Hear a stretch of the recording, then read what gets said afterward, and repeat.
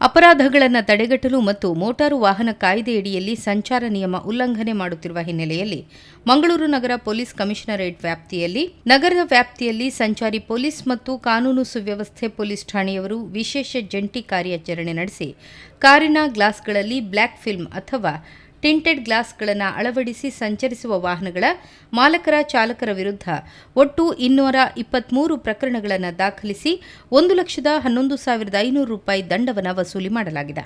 ಅಲ್ಲದೆ 223 ಕಾರುಗಳಿಗೆ ಅಳವಡಿಸಿರುವ tinted glass ಹಾಗೂ ಬ್ಲ್ಯಾಕ್ ಫಿಲ್ಮ್ ಸ್ಟಿಕ್ಕರ್ಗಳನ್ನು ವಾಹನ ಚಾಲಕರಿಂದ ತೆಗೆಸಿ ಸೂಕ್ತ ಕ್ರಮ ಕೈಗೊಂಡು ಅವರುಗಳಿಗೆ ತಿಳುವಳಿಕೆಯನ್ನು ಸಹ ನೀಡಲಾಗಿದೆ.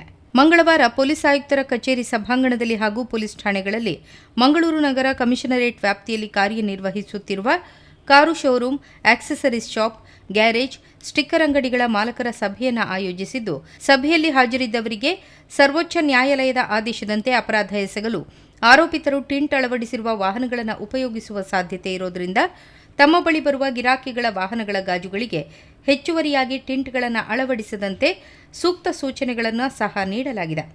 ಸದ್ರಿ ವಿಶೇಷ ಕಾರ್ಯಾಚರಣೆಯು ಮುಂದಿನ ದಿನಗಳಲ್ಲಿಯೂ ಮುಂದುವರಿಯಲಿದೆ.